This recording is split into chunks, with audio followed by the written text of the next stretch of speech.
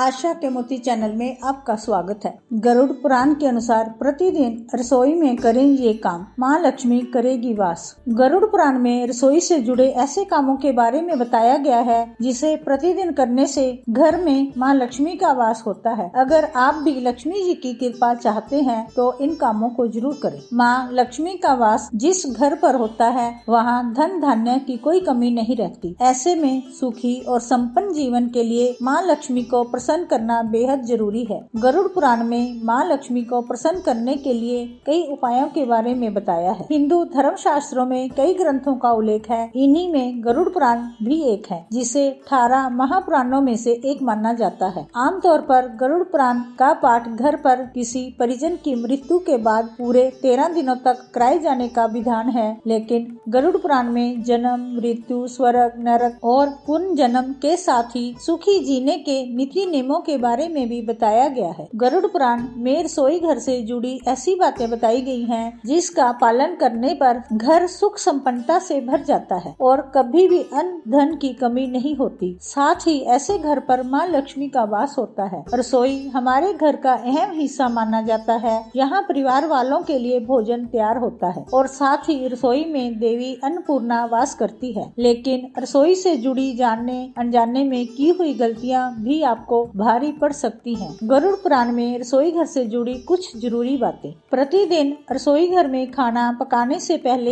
दीप जलाएं। रसोई घर में बने भोजन से सबसे पहले रसोई यानी चूल्हे को भोग लगाएं। इसके बाद रसोई में बना सात्विक भोजन का भोग भगवान को लगाएं और फिर पूरे परिवार को भोजन परोसें। रसोई घर में सुबह बिना स्नान किए चूल्हा न जलाएं, इससे माँ लक्ष्मी रुष्ट हो जाती है। रसोई घर में माँ अन्नपूर्णा की तस्वीर रखें और पूजा करें। अगर आप चाहते हैं आपके घर पर माँ लक्ष्मी का वास हो तो रसोई घर को हमेशा साफ सुथरा रखें। रात में सोने से पहले रसोई घर की अच्छे से सफाई करें और जूठे बर्तन जरूर धो लें। रसोई घर में भोजन बनाने वाले व्यक्ति का मन प्रसन्न रहना चाहिए। क्रोध भावना से कभी भी भोजन नहीं पकाना चाहिए। जय हो।